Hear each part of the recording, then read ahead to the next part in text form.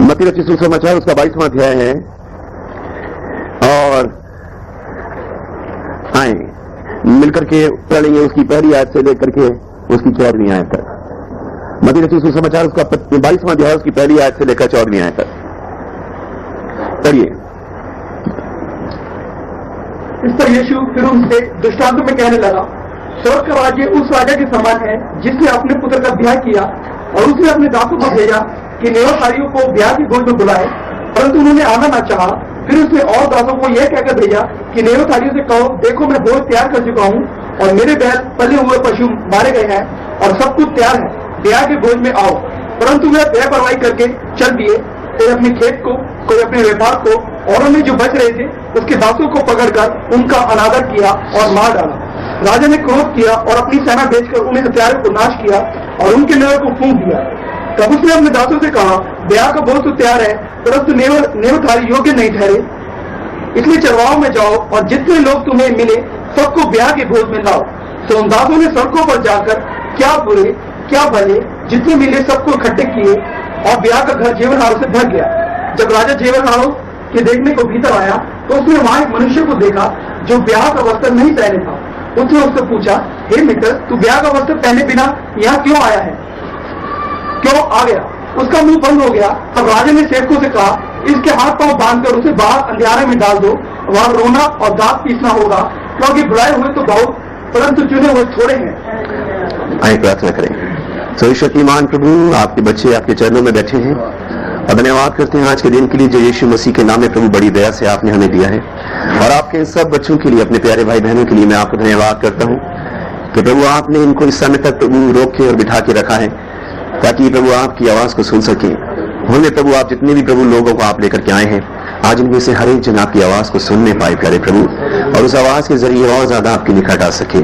मुझ पर आपका अनुग्रह बना रहे इस वचन को देने के लिए। मुझे समझ, शब्द, बुद्धि, ज्ञान सब आपकी ओर से मिले प्रभु। यहाँ मौजूद एक एक जन को पिता मैं अपने साथ आत्मा में एक करता हूँ प्रभु जी, ताकि जिस अभिषेक में प्रभु ये वचन आप मुझे देते हैं, आपके बच्चे उसी अभिषेक में इस वचन को ग्रहण कर सकें और ये वचन इनके जीवन में आत्मिक उन्नति का और परिवर्तन का कारण ठहरे। धन्यवाद और शुक्र करते हैं। पूरे वातावरण को यीशु मसीह के नाम से शुद्ध और पवित्र ठहराते हैं।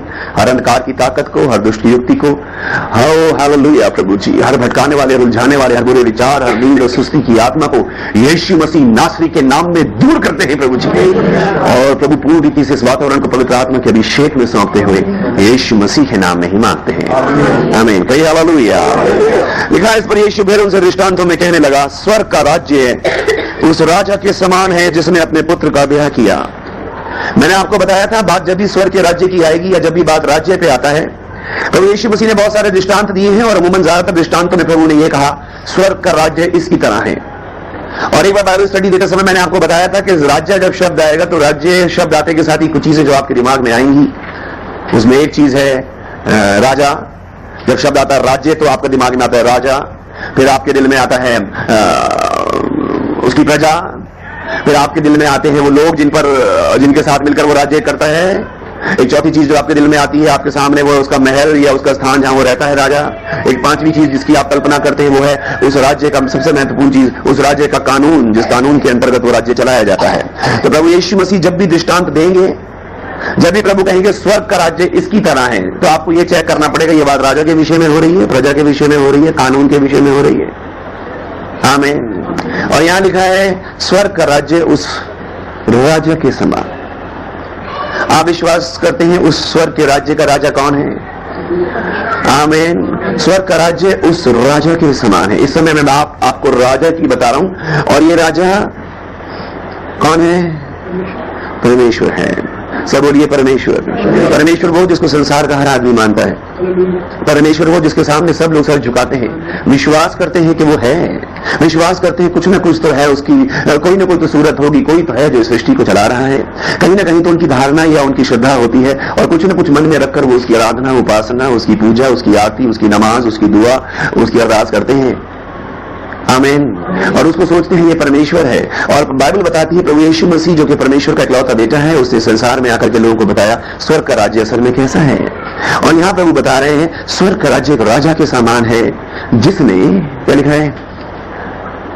स्वर्ग का राज्य का ब्याह किया। जिस अभी आपके सामने एक सीन चलना चाहिए और ये सीन आपके सामने ऐसा होना चाहिए, राजा है और वो अपने बेटे का ब्याह कर रहा है। इस राजा की सबसे बड़ी जो इच्छा है, इसकी सबसे बड़ी जो चाहत है वो ये है, इसके बेटे का ब्याह हो जाए किसी सूरत से,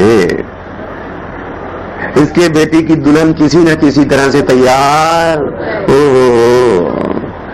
और इतना तो बेचैन वो दूल्हा भी नहीं है जितना वो दूल्हे का बाप है कि उसके लिए दुल्हन तैयार कर दे। राजा के बेटे ने अपना ब्याह खुद नहीं किया, राजा अपने बेटे का ब्याह कर रहे हैं। ओ यीशु मसीह मेरे लिए मर गया। यीशु मसीह तेरे लिए तभी मर सका जब उसको मरने के लिए उसके पिता ने भेजा है तेरे लिए। हालेलुया। परमेश्वर ने जगत से ऐसा प्यार किया कि अपना बेटा, प्यार किसने किया? परमेश्वर ने। आपके लिए सबसे ज्यादा मोहब्बत किसके दिल में है? परमेश्वर के, उस राजा के दिल में।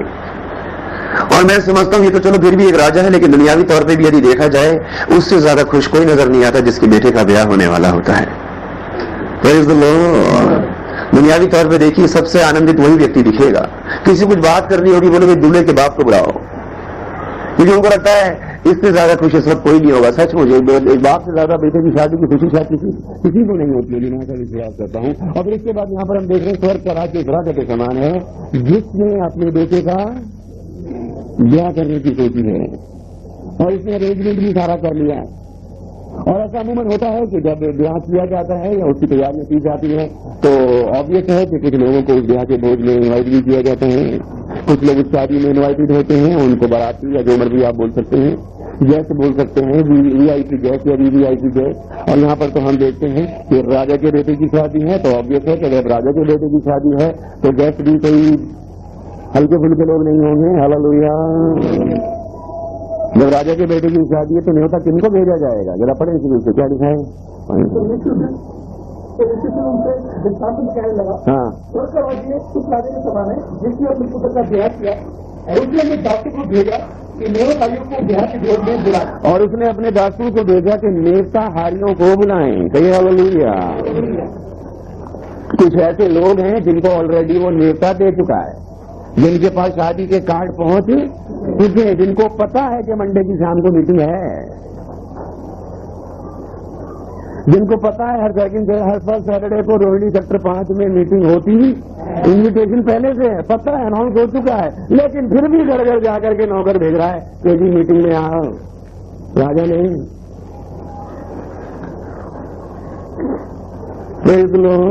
ऑलरेडी पता है, सब कुछ पता है। इन्विटेशन नेवताहारियों को बुलाओ। किनको बुलाओ? जिनके पास ऑलरेडी इन्विटेशन पहुंच चुका है, जिनके घर में एक बार बाइबल पहुंच, जिनके ऊपर लेबल लग चुका है क्रिश्चियन का, जिनको पता चल गया यीशु मसीह परमेश्वर का बेटा है और हमारा उद्धार करता है। एक काम करो, उनके घर जाओ। और ये कौन लोग? राजा के गेस्ट। कौन होंगे ये? मैं समझता हूं कुछ तो पड़ोसी राज्य के लोग होंगे, कोई बड़े बड़े मंत्री होंगे। नहीं, आप कहना किसी एरिया से निकलिए, वहां पर कहीं शादी हो रही है, आप देखो लाइन से एक इम्पोर्टेड या इंडियन कार लगी हुई है और आपको देख के लगेगा किसी बहुत ही बड़े आदमी की शादी है भाई। और अगर कहीं 10-20 पुलिस वाले वहां पे दिख आप होगा कहीं बहुत ही वीआईपी होगा। कहीं वो गाड़ियों के ऊपर आप लोग हिंदुस्तान का झंडा दिख गया, आप कहेंगे भैया तो वीआईपी हुए, तो कोई मिनिस्टर की शादी हो रही। कभी मिनिस्टर जी मुझे बताती है ब्रदर वीवीआईपीओ की शादी देखी और क्या लोग अरेंजमेंट करते हैं।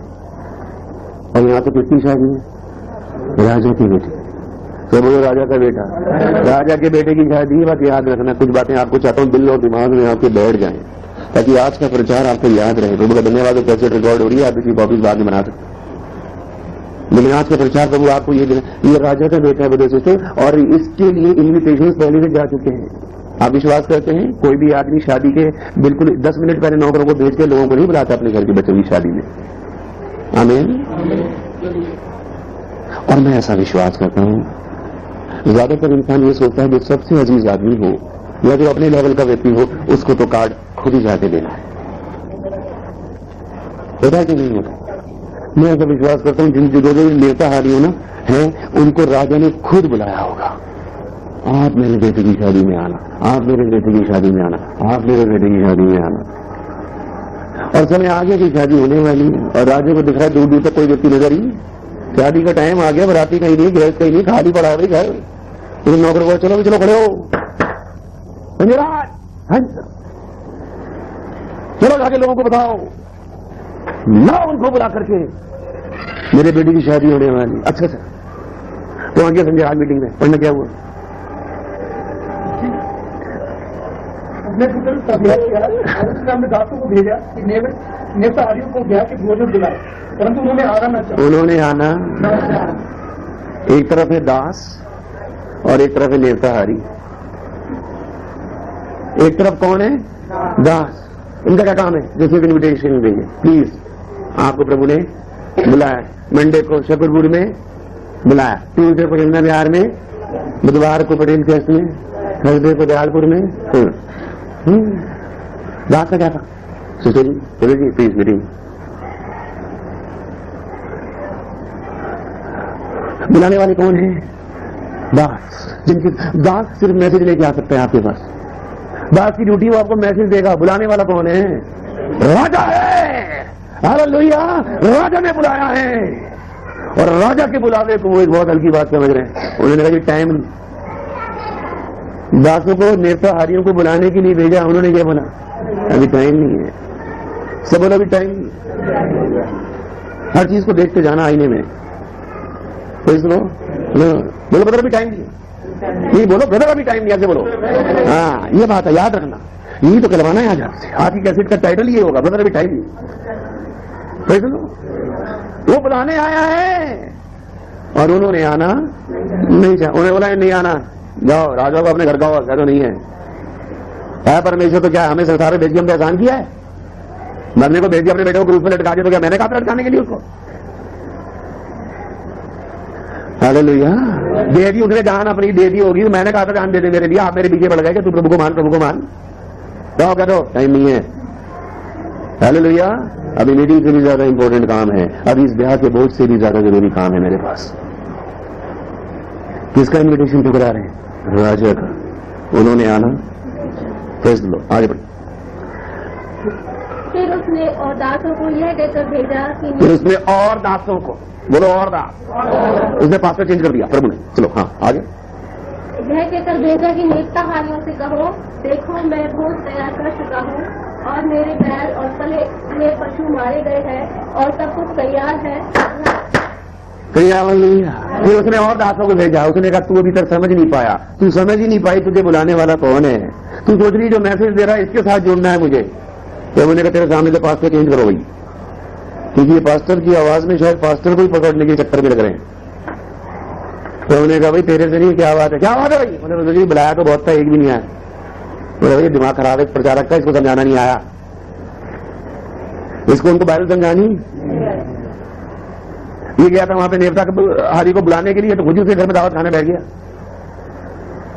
इसको तो खड़े होकर जाके ऐसा कहना चाहिए था कि मैं राजा का दास हो गया, मैं तो उन्हीं का दास बन के रह गया, प्लीज मेरी रात में मदद करो तो मेरे घर की रोटी। हालेलुया, इसको तो कहा था जाके बस संदेश देना कि राजा ने बुलाया है तुझे।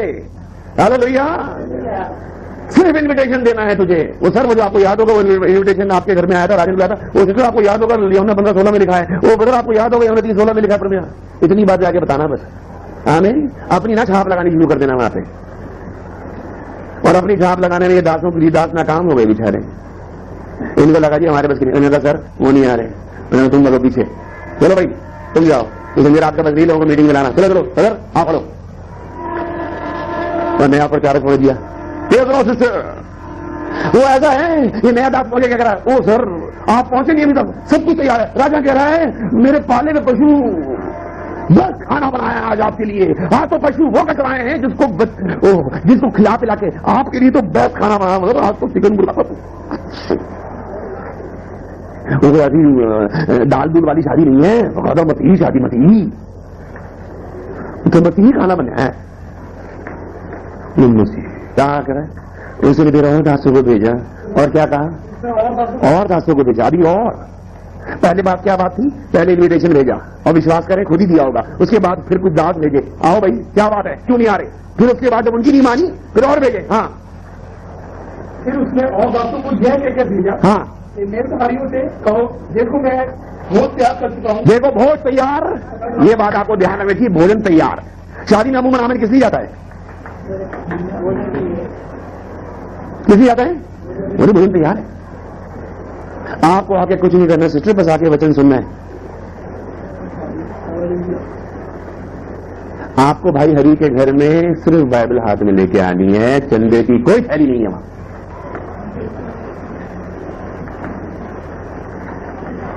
तो भोजन तैयार हो चुका है, तो मतलब वहां पर आपके लिए कुछ रखा है, आपको नहीं लेकर आना वहां। जो आपको देना है वो सब कुछ तैयार रेडी है वहां पर, बस आपको आना है और खाना है, इतने पर काम है बस। सब बोलो आना है और खाना है, बल्कि ये नहीं मत बोलो, आप सब बोलो जाना है और खाना है। हाँ समझा की बात। दास क्या कह रहे हैं कि आपने आना और खाना है, और लोगों को क्या समझना है, बल्कि जाना है और बोलो भोज तैयार। हाँ पढ़ो पढ़ो, भोज तैयार हो चुका है, हो चुका है। हाँ जी। मेरे बैल और पले हुए पशु मारे गए, मेरे बैल मेरे पले हुए पशु मारे गए, सारा इंतजाम मैंने किया है। राजा क्या कह रहा है, सब कुछ, सब बोलो सब कुछ तैयार है। सब कुछ तैयार है। यह मुझे सबसे अच्छी लगती है इस वचन के अंदर, सब कुछ तैयार है। तुझे बस घर के चलकर यहां तक पहुंच, सब कुछ तैयार है प्रभु के बच्चे, सब कुछ तैयार है प्रभु की बेटी, तुझे कुछ भी नहीं करना, क्योंकि तुझे किसी ऐरे गहरे ने नहीं, राजा ने बुलाया है। हालेलुया, राजा का बेस्ट है तू, राजा का। अगर किसी रिश्तेदार की शादी में कैसे जाते, मुझे पता जिसने बुलाया डायरेक्ट उससे बात करनी है, और उससे बोलो तो देखना भी नहीं है। टेंट में भी ऐसे बुझेंगे, हमसे बड़ा वीआईपी कोई नहीं, क्योंकि पता है टेंट में वो खड़ा, वो देखते मिले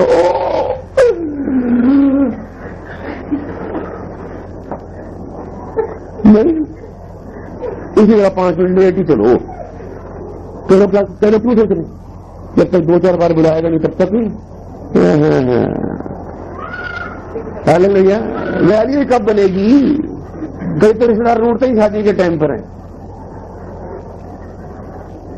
लो हालेलुया, मैंने जब तक 2-3 बार बुलाएगा नहीं भाई, आमीन, आपको वैल्यू है कुछ। और यहाँ तो राजा ने बुलाया है, तो पहले तो इन्विटेशन देख के सोचेंगे इसका मतलब बहुत कीमती है भाई, मैं राजा ने बुला दिया। क्या धन्यवाद है प्रभु, तूने मुझे कूड़ा के ढेर में से रोटी खाने वाले उस बंगाल में पैदा ना करके दिल्ली में एक मछली परिवार में पैदा कर दिया। क्या धन्यवाद है प्रभु। क्या इन्विटेशन कार्ड है, मेरे बच्चे रेलवे लाइन के किनारे कूड़ा नहीं ढो रहे, कॉन्वेंट में पढ़ रहे, क्या इन्विटेशन दिया। चाहता तो पढ़ा सकती, चाहता तो आपके बच्चे को बीज मंगवा सकता था, तो नहीं मंगवा सकता, चाहता तो आपके तले जुड़ी हुई कपड़े से दूसरा नहीं होता, लेकिन तू इसकी अनुग्रह रूपी धन को तुझ जान रहा है। क्या काम कर, वो सारा बिजनेस है, औकात तेरी भीख मांगने की भी नहीं है, बनाया तुझे बिजनेस में उनकी बीवी। हालेलुया, परमेश्वर के सामने खड़ा तो महंगा है, तू महंगा है, लेकिन सोच रहा है कि राजा का इन्विटेशन आ गया तो बहुत कुछ ऊंचा बन गया तू। प्रेज़ द लॉर्ड, तेरी कीमत समझिए इसलिए तुझे इन्विटेशन भेजा है। Praise the Lord. लेकिन तू सोच रहा है कि 2-4 पहले मतलब इन्विटेशन आने दो, आगे थोड़ी बोलो, जब तक 3-4 रिश्ते नहीं मारेंगे हम जी प्रार्थना में जाने वाले। वही प्रभु का बच्चा है, वो भी देखो परमेश्वर का क्या अनुग्रह है, वो दास पे दास भेजे जा रहा है, हर मंडे प्रचार करवाए। कब आएगा तू, आप उसे मीटिंग में आना, प्रभु के पास आना है। मीटिंग तो वो जगह है जहां पे दास खड़े होकर आपको इन्विटेशन दौड़ाता है, वो राजा के बेटे का बोल तैयार है कि सब कुछ तैयार है, सब कुछ तैयार हो, कहता सब कुछ तैयार है, आ जाओ अब तो आ जाओ। क्योंकि कई सोच रहे होंगे अरे अभी तो गाने चल रहे होंगे मीटिंग में, अभी तो मतलब आए नहीं होंगे, उनको तो आधे घंटा लेट पहुंचे। नहीं, राजा को बोल ठीक है भाई, राजा आप तो कभी तैयार होगा, आएंगे अभी आएंगे। राजा कह रहा है जी अब आप इस बात की फिक्र ना करो कि मैं तैयार भी नहीं हूं, मैं आपको संदेश दे रहा हूं, सब कुछ उसका बेटा बलिदान हो चुका, उद्धार के रास्ते का मार्ग, उद्धार का मार्ग खुल, परमेश्वर और मनुष्य के बीच का वो पर्दा ऊपर से लेकर नीचे तक फटे। उसने क्रूस पर सब कुछ पूरा करने के बाद मुर्दों में से जी उठ करके कहा मैं योग के अंतर तेरे साथ हूं, जो विश्वास करे वो उद्धार पाएगा, सब कुछ तैयार। लेकिन यहां कुछ वैल्यू नहीं रही आपको वीवीआईपी का। और वीवीआईपी लोग क्या कर रहे हैं, चलिए आगे बढ़ेंगे। सब कुछ तैयार है, ब्याह के भोज में आओ, ब्याह के भोज में सब कुछ तैयार है, ब्याह के भोज में आओ। आज के प्रचार का ये शीर्षक है, ब्याह के भोज में आओ। कहीं ब्याह के भोज में आओ, बस आपको ब्याह के भोज में जाना है। हालेलुया, आपको ब्याह के भोज में जाना है। और यहाँ बहुत अच्छे अच्छे लोग हैं जिनके पास बाइबल बताई गई, जिनको संदेश दिए गए, जिनके पास एक के बाद एक के बाद एक के बाद एक के बाद दास भेजे गए। और आए क्या हुआ, पहले जल्दी पढ़ो। परंतु वे बेपरवाही करके चल दिए, परंतु वे बेपरवाही करके चल दिए। कोई अपने खेत को, कोई अपने व्यापार को। और खेत समझते किसे कहते हैं? कहाँ चल दिए? कोई अपने, क्या मतलब है खेत का?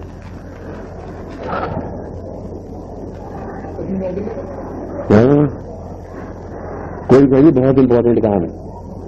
ब्रदर आपको पता है, अगर ये मीटिंग मिस हो गई तो कितना नुकसान। उसके लिए खेत में जाना ज्यादा जरूरी है। ब्रदर इतना इंपॉर्टेंट आदमी मिलने आया है, क्या करें? पता कितनी दूरों आया है उसके पास अड्डे में।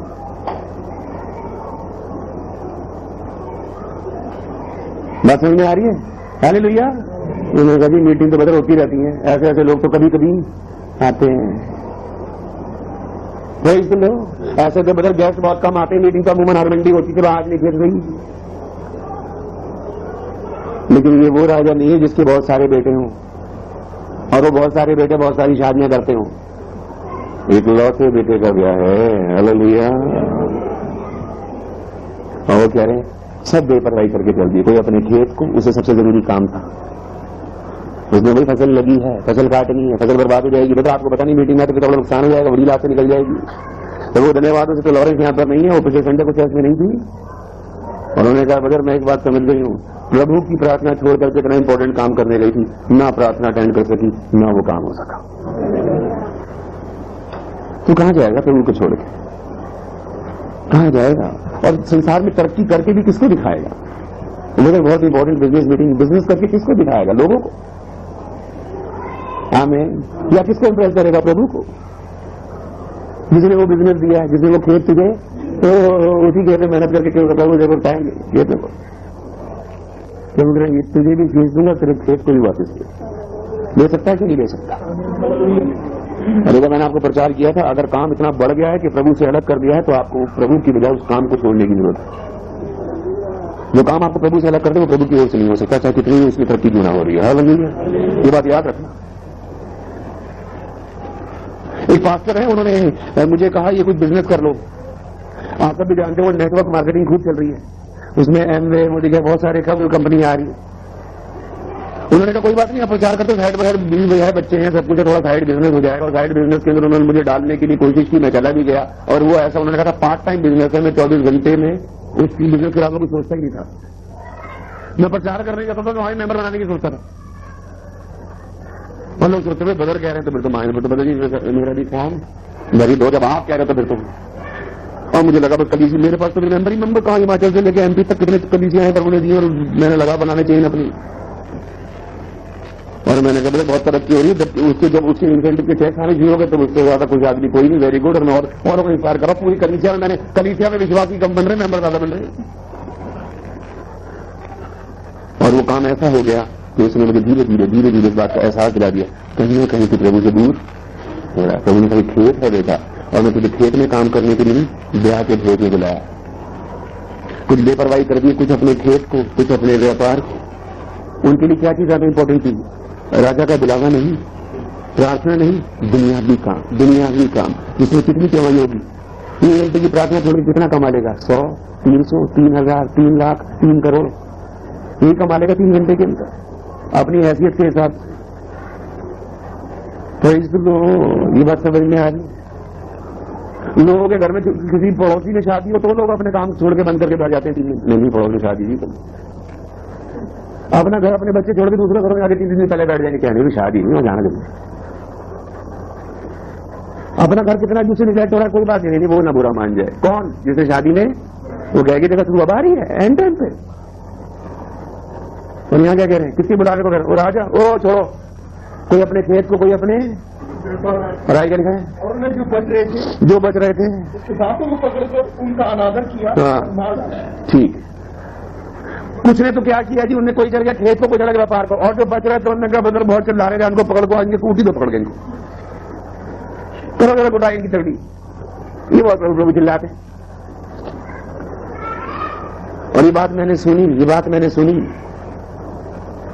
जब हम इस बात को मानना ही नहीं चाहते तो ब्रदर आजकल हमारे पीछे क्यों पड़े हुए? हालेलुया। एक परिवार था, उसके बीच में कुछ ब्रेकअप हो गया और मैंने जी जान लगा कि भाई एक प्रचारक होने के नाते उस परिवार को जोड़ने की कोशिश की। और जब मैं वहां से उस बात को कहकर चला तो पीछे से मुझे ये कहा गया है, जब हमने मेल करना ही नहीं है तो ये हमारे पीछे क्यों पड़ा? आगे मेल करो।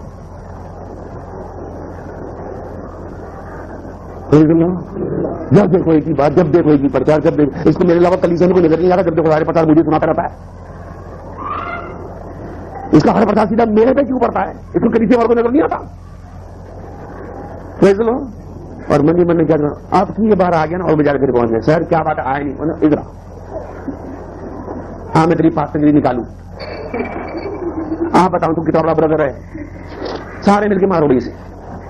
और क्या किया? पढ़ने देना घटिया है, पकड़ा, उनका अनादर किया। पहले तो उनकी बेइज्जती की। बेइज्जती समझते कैसे होती है? बेइज्जती कैसे होती है? वैसे तो आप सभी समझते बेइज्जती कैसे की जाती। नहीं, ये तो समझाने की कोई कोई टॉपिक ही नहीं कि मैं आपको समझाऊं बेइज्जती कैसे करते। बहुत बार की होंगी लोगों की, लेकिन यहां दासों की बेइज्जती होगा तो परमेश्वर के दासों की बेइज्जती कैसे होती है? बोले जी आओ, टाइम नहीं। बोले ये बात मान लो मेरे भाई, आप ज्यादा बाइबल आती है। बोले ये बात छोड़ दो मेरे भाई, आप बताइए हमें क्या छोड़ना क्या नहीं छोड़ना। तो पहले अनादर किया, जो वचन दिया आपने नहीं माना वो बेइज्जती है। हालेलुया। मैं भी नीलू से बोलूं, नीलू बेटा मुझे गिलास पानी पिला दो, नीलू उधर जाने की वजह चली जाए। उसने बेशक मुझे पानी नहीं पिलाया, जवाब भी नहीं दिया, लेकिन उसने मेरा अनादर किया। हालेलुया। जब उसने मेरी बात नहीं रखी इसका मतलब उसने मेरी बेइज्जती की है। Praise the Lord. और आप बदतमीजी करके मां बाप का अनादर नहीं करती, उसका कहना ना मानना भी अनादर है। और वो बेइज्जती करने के बाद जो वचन भी आपने नहीं माना, आप लाख बदल को गले लगा के चूम लो, वो बेइज्जती प्यार में नहीं बदल सकती। जो वचन दिया वो तो आपने माना नहीं, वो गले लग के आप चूम रहे हैं, वो बेइज्जती है। आप उस बेइज्जती को कवर करने की, उसको परत चलाने की कोशिश कर रहे हैं कि बदल को मेरी वो बात ध्यान ना भेज कर उन्हें प्यारों को नाश किया और उनके नगरों को फूंक दिया। ये राजा ने अपना बदला उनसे। एक तो वो लोग हैं जो ऑलरेडी इन्वाइटेड थे, ये तो वो लोग हैं जिनके पास इन्विटेशन कार्ड आ चुके हैं, जिनके पास बार-बार दास पहुंच चुके हैं। देख लो इन्होंने जो भी किया इसका बदला इनको मिल गया। राजा ने कहा अच्छा इतनी बेइज्जती मेरी, तुम नहीं आए अलग बात, तुमने मेरे दासों की बेइज्जती की, उनको मार कर डाला, यानी इतना नाराज है मेरा। और देखना उठा करके इतिहास की किताब, क्या हाल किया लोगों ने परमेश्वर के नबियों का। हालेलुया। उत्पत्ति से लेकर आखिर तक आप, मैं कह रहा हूं एंड तक आप पढ़ लो, उसके बेटे तक भी पढ़ लो कि जिन्होंने जाके लोगों को परमेश्वर का संदेश सुनाया उन सबको लोगों ने कैसे कैसे मारा है। और एक समय आया कि राजा ने अपनी फौज भेज करके उन सबके, क्या लिखा है, राजा ने क्रोध किया और अपनी सेना भेजकर उन हत्यारों को नाश किया और उनके नगर को फूंक दिया। उनके नगर को तहस नहस कर दिया। राजा कह रहा मेरी बेइज्जती। और उसके बाद आगे पढ़ी, क्या लिखा, तब उसने अपने दासों से कहा, फिर उसने जो दास थे उनको कहा अब तुम खड़े हो गए, तो तैयार है, ब्याह का भोज तो तैयार है, परंतु नेवताहारी योग्य तैयार हो गया। उसने खाना तो तैयार है, लेकिन जिनको बुलाया था वो इस खाने को खाने के योग्य नहीं ठहरे। तुम इतने योग्य नहीं थे कि तुम्हारे लिए ये खाना बनाया था, ये खाना इस योग्य था कि तुम इसे खाते। Praise the Lord. ब्याह का भोज तो तैयार है, लेकिन इनवाइटेड गेस्ट उस खाने के योग्य नहीं निकले। कौन? जिनको ये खाना, जिनके लिए खाना बना था, जिनके लिए खाना, जिसके लिए उसने नीचे आकर कहा मैं सिर्फ और सिर्फ इजराइल की खोई हुई भेड़ों के लिए आया हूं। हालेलुया। वो खाना किसके लिए बनाया गया था? सिर्फ इजराइलियों के लिए। Praise the Lord. वो नेता, वो खाने की टेबल किसके लिए सजी थी? सिर्फ उन लोगों के लिए जिनको परमेश्वर के ने बुलाया था, जिसको, जो राजा के वाकई अपने लोग थे, जो राजा के अपने मानने वाले लोग थे, जिनको राजा पर्सनली जानता था। आमीन। जिनको जानता था, जिनके साथ उठ बैठी, जो उसके बराबर के लोग थे। वो पूरी इजराइल कौम जिसको परमेश्वर ने बचाया, निकाला मिस्र की गुलामी से, जिनको उसने अपनी आंख की पुतली बना करके संभाल के रखा, वो जो उसके हाथों में रहते थे, वो जो उसके अधीन रहते थे, उनके लिए उसने उस भोज को तैयार किया है। ये वचन, ये कलाम अगर उसने दिया तो सिर्फ उन लोगों के लिए जो उसकी अपनी कौम थी। हालेलुया। लेकिन उसने जब उनको संदेश दिया, यूहन्ना रचित सुसमाचार उसके पहले अध्याय की 11वीं आयत पढ़ो, क्या लिखा है? यूहन्ना 1 उसका 11। वह अपने घर आया और उसके अपनों ने उसे ग्रहण नहीं किया। वो घर आया और उसके अपनों ने उसको ग्रहण, सब बोलिए अपनों ने ग्रहण नहीं किया। ये होती बेइज्जती। वो अपने घर आया और उसके अपनों ने ग्रहण, अपने घर आया मतलब वो खाना था ही उन लोगों के लिए। वो रोटी किन लोगों के लिए थी? वो भोज किसके लिए तैयार किया गया मेरे भाई बहन? उन लोगों के लिए। हालेलुया, जो परमेश्वर के अपने लोग थे और उन्होंने उस भोज को ठुकरा दिया। वो अपने घर आया, अपना उनसे ग्रहण। यीशु मसीह किसके लिए आया? सिर्फ इस्राएलियों के लिए। हालेलुया, हो सकता है मैं सिर्फ इस्राएल की कोई भेड़ों के लिए आया हूं, ये भोजन सिर्फ उसके लिए है। लेकिन अपनों ने ग्रहण, अपनों ने चढ़ाया सूली पे उसको। जो उसके अपने लोग थे, नबियों को मारा, उनको सब कुछ किया, पथरवाह किया, जान से मार दिया। और ये वो नेताहारी जो ना तो खुद आए बल्कि उसके दासों को पकड़ा, उनकी बेइज्जती की, उनको मार भी डाला। और इसका बदला राजा ने ले लिया है। ये बात याद रखिएगा, ये बातें यीशु मसीह दृष्टांत में बता रहे हैं। आमीन। उस जब राजा ने भेजा, उनको तबाह किया, उनके घरों को, उनके नगरों को फूंक दिया। तब उसने अपने दासों से कहा, हाँ हाँ, बड़ी बढ़िया पढ़ी, सिस्टर पढ़ी। हाँ हाँ हाँ, इसलिए चौराहों और जितने लोग तुम्हें मिले सबको ब्याह के भोज में बुलाना। इसलिए अब एक काम करो, अब उनके पास मत जाना जिनके लिए ये खाना था, अब तुमके पास जाओ।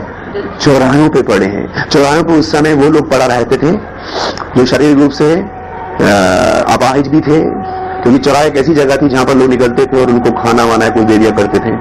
चौराहे पे कौन लोग मिलेंगे? लूले, लंगड़े, अंधे, लाचार, गरीब, बेवा, अनाथ, जिनका कोई नहीं है। उसने कहा एक काम करो, भोज तो तैयार है लेकिन जिनको बुलाया था वो उसके योग्य। अब एक काम करो, चौराहों में जाओ और जो भी मिले, क्या लिखा है ध्यान से पढ़िए शायद को, चौराहों में जाओ, जितने लोग तुम्हें मिले सबको ब्याह के भोज में बुलाना। हालेलुया, क्या खूबसूरत बात लिखा है, जितने लोग मिले। हालेलुया, जितने मिले, कोई लिमिट ही नहीं है। जितने मिले चौराहे में सब खोले आओ। कैटेगरी मत बनाना, तू हिंदू है, तू मुस्लिम है, तू सिख है, तू ईसाई है, तू इस्राएली है या नहीं है, वहां पे जाके जाके मत करना। चौराहे पे कौन बैठा है, जो मिले ले आओ। हालेलुया, भोजन तैयार है, खाने वाले योग्य नहीं निकले। यहां पे सबसे इंटरेस्टिंग बात क्या है, यहां पे सबसे खूबसूरत बात क्या है? राजा ने कहा अच्छा भी उन्होंने आने का, अब चलो शादी तो कोई ऐसी भी थी, हो गई, अब एक काम करो, खाना गरीबों में मार दो। अमूमन ऐसी होता है, अमूमन ऐसी होता है। लेकिन मैं आपको क्या बताना चाह रहा हूं, खाना ये वो खाना है, ये सड़कों पे नहीं बांटा जा सकता है। हालेलुया, ये चौराहे पर खैरात नहीं बांटी जा सकती, ये तरले कर करके लोगों को वचन नहीं सुनाया जा सकता। हालेलुया, तुझे इसके लायक बनना पड़ेगा। Praise the Lord. ये खाना चौराहे में गरीबों को नहीं बैठवाया जा सकता, इसके लिए खाना तो भोज में आके खाना पड़ेगा। हालेलुया। ब्रदर आपकी एक टेलीफोन कॉल पे दौड़े दौड़े आपके घर आ सकते हैं। उद्धार पाने के लिए तो आपको यीशु मसीह के निकट जाना पड़ेगा। Praise the Lord. ब्रदर खाने की कीमत बता सकते हैं, खाना घर घर नहीं बांट सकते। Praise the Lord. ब्याह का भोज तो तैयार है लेकिन जिनके लिए था वो उसके योग्य नहीं निकले, इसलिए अब चौराहों पे जाओ। जब उसके अपनों ने उसे क्रूस पे चढ़ा दिया, मुर्दों में से जी उठ के क्या कहा, अब तुम जाकर सब जाति के लोगों को चेला बनाओ। अब ये बात इस्राएल के हाथ से निकल चुकी है। जिनके लिए खाना बनाया गया था वो तो योग्य नहीं निकले, इसलिए तुम सब जाति के लोगों को, हम जैसे मूर्ति पूजकों को, हालेलुया, जो चौराहे पे बैठे थे, जिनके लिए वो खाना नहीं था। ये बाइबल जो आज तेरे हाथ में है मेरे भाई, ये बाइबल तेरे हाथ में मेरी बहन, ये तेरे लिए नहीं थी। ये इन्विटेशन कार्ड जो तेरे हाथ के अंदर है ये तेरे लिए, तू तो चौराहे पे पड़ा वो एक गंध में लिपटा हुआ सूअर था। Praise the Lord. ये बाइबल तेरे लिए नहीं है। Praise the Lord. बाइबल क्या है? इन्विटेशन कार्ड है जिसको पढ़ करके बस परमेश्वर ने तुझे अपने पास बुलाया। बाइबल तो वो चीज है जिसको पढ़ते ही बस प्रभु की तरफ भागने का दिल करना चाहिए। अगर बाइबल पढ़ के आपकी शांति, आपको तसल्ली होगी तो फिर बाइबल आपकी समझ में नहीं आएगी। अगर बाइबल पढ़ के आपको लगा वेरी गुड जी मेरी भूख शांत हो गई, बाइबल तो वो चीज है जो आपको दौड़ाएगी उस खाने की तरफ को। बाइबल खाना नहीं है, बाइबल के जरिए खाने तक पहुंचना है। हालेलुया, ये तो एक संदेश है। जाओ चौराहों में, आगे बढ़ो, आगे चलिए। बहुत कुछ चीज, आप बहुत सी चीज बतानी है। सड़कों पर जाकर क्या बुरे क्या भले जितने मिले हम मेरे पीछे बोलो, क्या बुरे क्या भले जितने मिले। हालेलुया, क्या बुरे क्या भले जितने मिले, सबको बोले, सबको।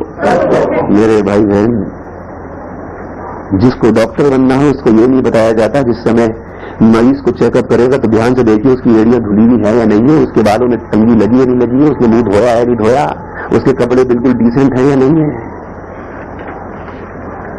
बस इलाज से मतलब रखियो। हालेलुया, वरना मरीज को कॉम्प्लेक्स नहीं मार देगा तू। आधा तो वो वैसी मरीज है, आधा वैसी खत्म हो जाएगा कि मैं मेरी साल में डॉक्टर मुझे हाथ नहीं लगाएंगे। हर एक को गले लगाता है। हालेलुया, मुझ जैसे पापी को लगाया, आपको भी लगा सकता है। उसने कभी इस बात को नहीं देखा कीचड़ में लिपटा हुआ है। उसको इलाज से मतलब है, उसको पता है आ गया उद्धार पक्का। क्या बुरे क्या भले जितने मिले। हालेलुया, ये नहीं कि जो बुरा है उसको जरा दूर से प्रेज द लॉर्ड है और जो भला लगा उसको जरा गले लगा के। आमीन, ये बात समझ में आ रही है। हालेलुया, क्या बुरे क्या भले जितने मिले। कौन? हम। ये बात अब समझ आ रही है। ये बात किसके बारे में हो रही है? हमारे बारे में, जो चौराहों में पड़े थे मूर्ति पूजक और गंदगी में लिपटे हुए लोग। हमारे पास उसने अपने दास को भेज दिया और उसने क्या कहा? और राजा ने बुलाया है, चलो ब्याह के भोज में आओ। क्या लिखा है? क्या कहा उसने? वो चौराहे पर गए और क्या हुआ बता दोस्तों? भले जितने मिले सबको इकट्ठा किया और ब्याह पर घर देना और घर गया। क्योंकि एक बात मैंने आपको बताई है, ये खाना तो राजमहल में ही जाके खाना पड़ेगा। ये खाना घर, ये खाना चौराहे पे नहीं बांटा जा सकता। इसकी वैल्यू है। इस खाने के पीछे उसने नगर तबाह कर दिए। आमीन। इस ब्याह के भोज में लाने के लिए तो उसने कितना घर उजाड़ दिया। उसने खाना तो यहीं आके खाना पड़ेगा, खाना घर नहीं भिजवाऊंगा। ये तो आती घर की मीटिंग नहीं कि मंजू की 4 टिफिन वाले उसके अंदर डिनर पैक होकर घर चला जाएगा। हालेलुया, ये बात समझ में आ रही है? Praise the Lord. ये राजा के बेटे के ब्याह का भोज है, राजा, और उसने बुलाया है। और आप विश्वास करते हैं कैसे बुलाया होगा उन चौराहे में पड़े वो को? खाना चलो आज तुम्हारी भी किस्मत सुधार देते हैं। कभी खाना देखा भी नहीं होगा, राजमहल को दूर से देखते थे, आवाज से होता है। चलो यहाँ चौराहे पे बगैर मैं उधार क्या कहता हूं, आ गया ना वो अपनी औकात में। ऐसा नहीं उधार मिलता, कुछ सेवा शुरू करो। चलो नहीं, कुछ मीटिंग शीटिंग रखवाओ, कुछ थोड़ा बहुत नहीं, ऐसे नहीं उधार मिलता। बहुत से दास तो इन्विटेशन कार्ड देख रहे हैं। दिख रहा है उद्धार, दिख रहा है उद्धार। आप उद्धार नहीं कराएंगे 500 एक दिखा सकता हूं मैं अपनी आंखों से आपको वो दुकानें। मैं अपनी आंखों से दिखा सकता हूं दुकानें जहां आपको टिकट लेकर के यीशु मसीह के नाम से दुआ की जाएंगी आपके लिए।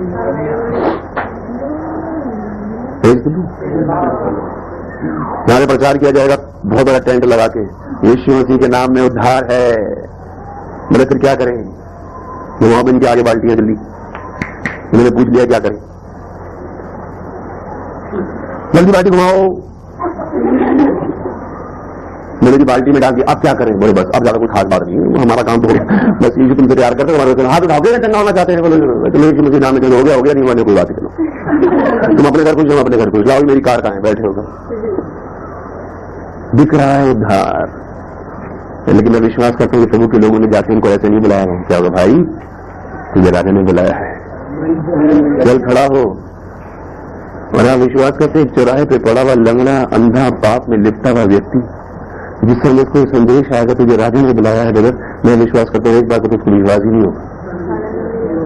लेकिन उसको क्या बात विश्वास दिला सकती है बताइए? उसको राजा ने बुलाया है। सबसे पहले तो उसको दास को देख के पता लगना चाहिए वाकई राजा का ही दास है भाई। हालेलुया। ये बात ठीक है कि नहीं है? आएगा नहीं बगल तो उन्होंने बुलाया और उनकी प्रार्थना करना कुछ आपका काम बढ़ जाएगा, जब आपका बढ़ जाएगा तो आपके जरिए कुछ मेरा भी गुजारा। तो मैंने आपको राजा ने बुलाया खाने के लिए, तो हमें तो वो देंगे रात में खाने के लिए, तो जो आपके खाने में जो बचे उसमें थोड़ा सा मुझे भी गड़बड़ है भाई। ये पिटवाएगा ले जाके, ये राजमहल में ले जाके पिटवाएगा। पहला विश्वास उसे कब होगा? जब उसको दास को देख के लगे वाकई ये राजा का ही दास है। और दूसरा उसके बुलाने के अंदाज से पता लग जाएगा। भले और बुरे में फर्क तो नहीं कर रहा थी, लाइन तो नहीं मारा थे अंदर खड़े हो खड़े हो देख लो भाई। मेरे प्यारे भाई राजेश, तुझे प्रभु ने बुलाया। हेलो भैया, वो मेरी प्यारी बहन बड़ी, तुझे प्रभु ने बुलाया। लेकिन मैं तो गंदगी में लगता हुआ, उसने बुलाया है। हेलो भैया, मुझे तो कोई चूर चार ही मिल जाए। दो ही कौन थी, या तो इजराइल या कुत्ते। क्या कहा प्रभु ने? इजराइल, मैं इजराइल भाई दोनों के लिए आया हूं। उसने कहा प्रभु दया कर, थोड़ा अपने जाकर दया कर। प्रभु ने कहा बच्चों की रोटी कुत्तों को। उसने कहा प्रभु कुत्ते भी तो चूर चार खाते हैं जो टेबल से। प्रभु ने कहा वेरी गुड, इतना विश्वास तो मैंने अपने लोगों में नहीं देखा। जा तेरी बेटी चंगी। वो क्या कह रहे हो भाई, हमें तो चूर चार ही दे देना, कूड़ा कहां फेंकेंगे बता देना। बोले कूड़ा नहीं, भोज में बुलाया है। हालेलुया। अपनी हालत को ना देख कि तू पाप में कितने लिपटा हुआ या कितनी लिपटी हुई है, मत देख तू कितनी कमजोर है, मत सोच कि तू चौराहे पे पड़ी हुई। तेरे लिए उद्धार, हाँ तेरे लिए तो उद्धार है। और मैं सोचता हूं मनी मन कहीं ना कहीं धन्यवाद करो उनका जिन्होंने भोजन ठुकरा दिया। हालेलुया। हालेलुया। कहीं ना कहीं तो उनके लिए दुआएं दो, प्रभु शुक्र है वो ना ठुकराते तो उद्धार हमारे लिए कहां था। हम तो चौराहे पे पड़े थे, मिट्टी में मिलने वाले लोग थे, हमें कौन उठाता। हम तो लिपटे पड़े थे गंदगी के अंदर, उन्होंने छोड़ा तो हमें मिला है, उन्होंने ठुकराया है तो हमने पाया है। हालेलुया। लेकिन धन्यवाद उस राजा का, उसने कहा भाई उनको राजमहल में बुलाकर लेकर आओ। आप विश्वास करते हैं जो चौराहे पे पड़ा हुआ व्यक्ति राजमहल जा रहा होगा, वो कैसे जा रहा होगा? बगैर वो आपने बुलाया होगा, उसकी आएगी। हम मूड नहीं था मीटिंग में आने का, कैसे जा रहा होगा? जिस जो चौराहे पे पड़ा हुआ, जिसे जिंदगी में कभी भरपेट खाना ना खाओ, उसको राजा राजमहल में बुला रहा है अपने बेटे के ब्याह के भोज खाने के लिए, वो कैसे जा रहा होगा बोले सिस्टर राजमहल की तरफ को? रो रोता, डरता कांपता नहीं, अपने आप ही को देखता रहता होगा बस। पूरे रास्ते अपनी हालत देख रहा होगा, मैं और राजमहल, मैं और राजमहल, मैं और प्रभु, मैं और उद्धार, मैं और नया जीवन, मैं और आशीष, मैं और बरकत, मैं और प्रभु मुझे बुलाए। राजा मुझे, वो परमेश्वर ने मुझे बुला लिया जिसको दुनिया ढूंढती फिर रही है, जिसको दुनिया पहाड़ों में, नदियों में, नालों में, पेड़ों में कहां ढूंढ रही है, उसने मुझे नाम लेकर बुला लिया, बकायदा इन्विटेशन कार्ड दिया भाई तुझे। हालेलुया। जब दास को स्पेशल भेजा है, नहीं सबूत है, उसी ने बुलाया है। डरते कांपते जा रहे हो, और बाइबल बताती है बेचारे डरते कांपते अंदर आ गए, उनको रिसीव किया गया, बैठो। बाइबल बताती है और घर जीवनहारों से भर गया। घर आगे सारे जीवनहारों को देखने को भीतर आया। जब राजा अपने गैस से मिलने के लिए, अब सारे गैस आ गए, तो किससे गैस है? राजा ने कहा अच्छा आ गए भाई, हाँ चलो खाना खुना खिलाओ भेजो ने। आ गए सारे, हाँ बोले पूरा हो जाएगा खाना, बोले खिलाओ भेजो, मूड वेदी खराब है। जिसके गेस्ट हैं वो मिलने आया है अपने गेस्टों से। हालेलुया। देखने आया है कौन कौन आए मेरे बेटे के ब्याह के भोज में। हालेलुया। कौन कौन लोग आए हैं, हर एक को पर्सनली मिलना चाहता है वो, हर एक को पर्सनली। इसलिए आप सब क्या कहते हैं? बोले प्रभु ने मुझसे बात की, प्रभु ने मुझसे बात की। आप ही नहीं कहते हमारा तो बन गया जब हम उस जीवनहार में आ गए, लेकिन आपको पहले क्या लगा? मेरा प्रभु। हालेलुया। एक एक से मिलने के लिए आया है। ओह वेलकम वेलकम, आइए बैठिए। किसी की हालत पे कहीं भी नहीं लिखा उसने किसी को बाहर करके देख लिखा तू भी नहीं। जब एक एक से मिलने आया है। ओह वेलकम, आप भी आइए, आप भी बैठिए। सबकी आवश्यक कौन कर रहा है? और आगे लिखा पढ़िए। जब राजा वहां को देखने को भीतर आया तो उसने वहां एक मनुष्य को देखा जो ब्याह का वस्त्र नहीं पहने था। जब वो अंदर आया वहां पर उसने एक आदमी देखा जो ब्याह का वस्त्र पहने हुए नहीं था, और आगे क्या लिखा है मुझे? उसने उससे पूछा, हे लीडर, हाँ, तो ब्याह का वस्त्र पहने बिना यहाँ क्यों आ गया? अब ध्यान सुनिएगा इस बात को, ये मेन बात है। और आप विश्वास करते हैं जब उसने इस आदमी को जिसने वस्त्र नहीं पहन रखे हैं, ब्याह के वस्त्र नहीं पहन रखे हैं, उसको मित्र कह रहा है, तो बाकियों को भी मित्र की तरह ही रिसीव किया होगा। हालेलुया, सबको कह रहा होगा आइए आइए, वेलकम वेलकम। एक आदमी देखा इसने ब्याह का वस्त्र, लोग कह रहे हैं क्या बेवकूफ वाला सवाल है, वहां तो लोग नंगे पड़े होंगे, वहां तो फटे चिथड़े पहन के, ब्याह का वस्त्र कहां से लेकर आते? किराए पे पड़े आदमी ने कोई पहले थोड़ी सूट सिलवा रखा है कि शादी में पहन के जाना है, नहीं। अब वो ज्यादा क्या करा, ये बिगड़ छूट के कैसे आ रही पार्टी में? तो सवाल तो बस यही है, लेकिन धिक्कार के नहीं कहा मित्र, ये विदाउट 3-piece सूट कैसे? मेरे बच्चे, ये बिगर ड्रेस पहने, तू डिनर पार्टी की ड्रेस पहने, बिगर डिनर पार्टी की ड्रेस पहने डिनर में कैसे आ गया? हेलो फ्रेंड, शेक हैंड करने के लिए हाथ बढ़ाया, हेलो फ्रेंड, वेलकम, ये नहीं, ऐसी हेलो फ्रेंड, ये बाय द वे, ये ड्रेस क्यों नहीं पहना आपने शादी का? आप इस बात पे ध्यान रखना। उस समय ये होता था कि जब राजा किसी को अपने भोज में बुलाता था, तो जब कोई भी बड़े से बड़ा आदमी हो, उसको अंदर एंटर होने के बाद उस भोज में जाने के लिए कीमती से कीमती वस्त्र राजा पहनाया करता था। पुराने नियम में पढ़ लेना, लोग ज्यादातर लोगों के लिए वस्त्र ही गिफ्ट लेकर के जाते थे। मैं जब पंजाब पहली बार गया, और जब मैं पहली बार मीटिंग खत्म होने के बाद, तीसरी मीटिंग खत्म हो गई, मैं दिल्ली गया, तो मैं लंच कर रहा था, वहां पे एक लेडी आई, अच्छी एजेड सी थी, और उन्होंने कपड़ा, एक वो पैकेट था, वो लाके मेरे हाथ में दिया। अरे मैंने कहा आंटी जी क्या? बोले नहीं नहीं, ये हमारे यहाँ प्रथा है, कोई भी पहली बार आता है तो हम उसको देते हैं। तो बाद में मैंने देखा उसमें कपड़े थे, मैंने कपड़े क्या होते? बोले नहीं, हमारे यहाँ वो रिवाज है कि कोई भी पहली बार आता है उसको कपड़ा जरूर हम देते हैं। तो मुझे याद आया, पुराने नियम में जब भी कोई जाता था उसके लिए वस्त्र जरूर जाते थे, कीमती वस्त्र। और यहाँ पर क्या होता था कि जब राजा किसी को भोज में बुलाता था, तो राजा उसको अपने बराबर, अपने अपना बताने के लिए कि मेरा गैस है, हर एक को एक से कीमती वस्त्र पहनाया जाता था। और उस कीमती वस्त्र के अंदर उस इंसान के अपने सारे वस्त्र छुप जाया करते थे, चाहे वो कीमती हो चाहे कैसी भी हो। उसके अपने वस्त्रों की राजा के महल में कोई भी कीमत नहीं। जब आपके अपने कपड़ों की कोई राजा के महल में कीमत नहीं है, तो क्या आप 3-piece पहन के जाओ चाहे नंगे जाओ, वस्त्र तो उसी ने पहनाने। लेकिन ये एक आदमी है, उसको बोला चलो भाई चलो, आपको बोला अच्छा चलो तुम चलो, जा रहा हूं। ये पहुंचा गेट पे, उसने कहा वेलकम, ये वस्त्र नौकर हो, नौकर की औकात में रहो। ये कार्ड देखा है? क्या बोला अभी तुम मेरे कार्ड में?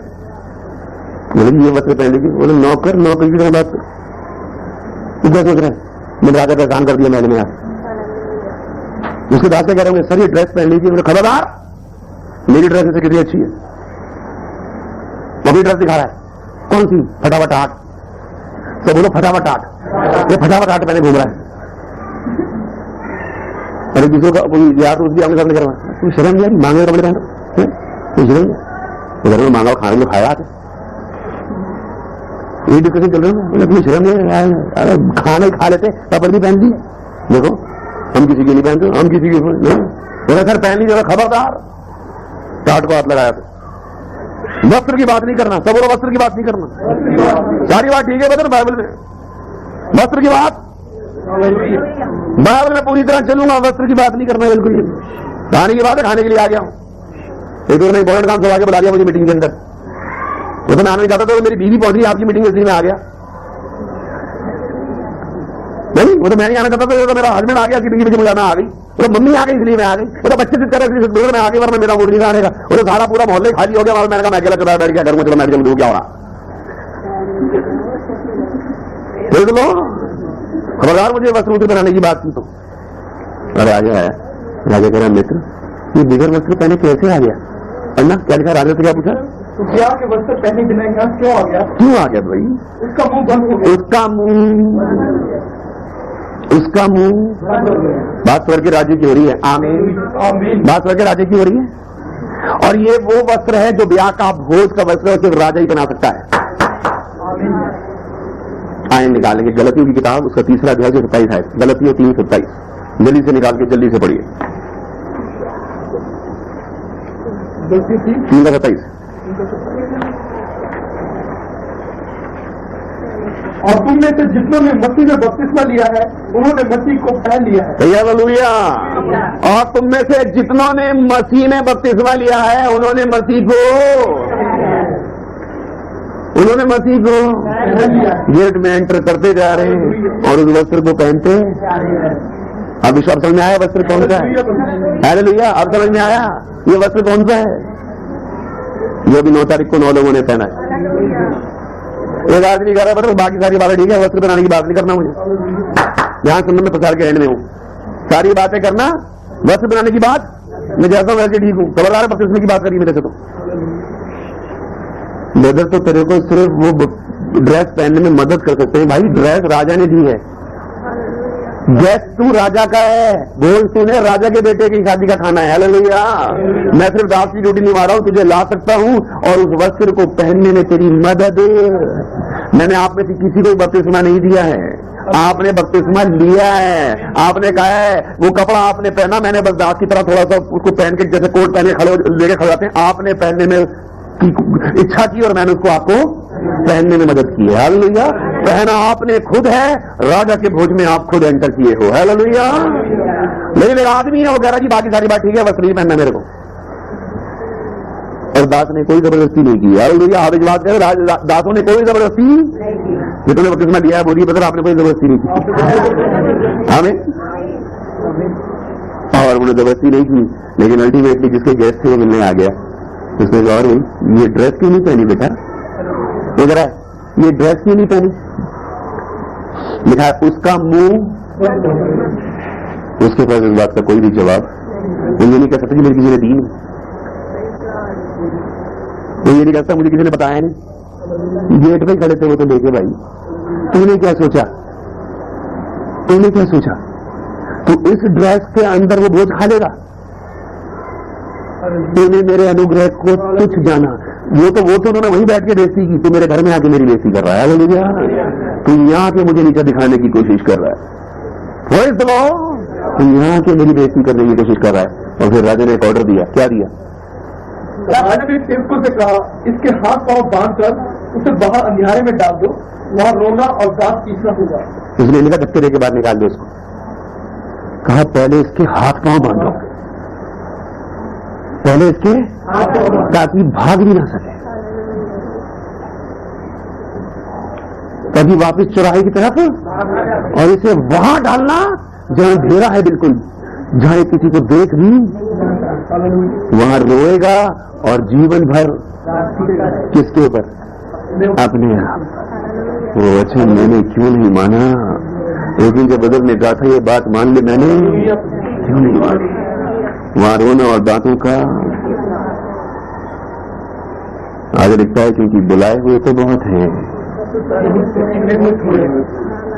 इस ब्याह के भोज में बुलाए हुए बहुत हैं, थोड़े ही हैं जो उसे खाएंगे। एक पक्की बात है, बिगर इस ड्रेस के तो नहीं खा सकते, ये बात पक्की याद रखना। हालेलुया। यीशु मसीह को पहने बिना तो घर के राज्य प्रवेश नहीं है भाई। आमीन। ये वस्त्र पहने बिना तो कभी भी तू नहीं जा सकता, न जा सकता। जिन्होंने पहन लिया है वस्त्र, जरा मेरे साथ मिलकर इस वस्त्र के लिए कहो हालेलुया। क्योंकि इस वस्त्र के बिना तो अंदर इम्पॉसिबल था जाना। और हमने क्या बढ़ाई थी, हम तो चौराहों पे पड़े थे, हमें एक संदेश मिल गया ब्याह के भोज में आओ। हालेलुया। और हम उस वचन को सुन के चल दिए, गेट में एंटर किए। एक बार तब उन्हें आपको वचन देने के लिए किसी और बात को इस्तेमाल किया, तैयार किसी और के द्वारा किया, वस्त्र किसी और के द्वारा पहनाए। आमीन। लेकिन अल्टीमेटली गेस्ट किसके हो? राजा के। किसके ब्याह के भोज में आओ? उसके बेटे के। आप नेवताहारी हो, हम दास हैं। तो इसलिए कीमत आपकी ज्यादा है। इस बात तो समझ गए? आपने देखी कभी शादी में वेटर घूमते हुए? वीआईपी के सामने उसकी कोई कीमत नहीं है। प्रभु के बच्चों के सामने प्रभु की दासों की कोई कीमत नहीं है। हालेलुया। दासों से आप नफरत भी कर सकते हो, उनसे गुस्सा भी हो सकते हो। हालेलुया। लेकिन प्रभु से नाराज उसने बुलाया है आपको। असल में उसके बेटे के ब्याह के भोज में आए। ब्याह के भोज में आओ क्योंकि सब कुछ तैयार हो गया।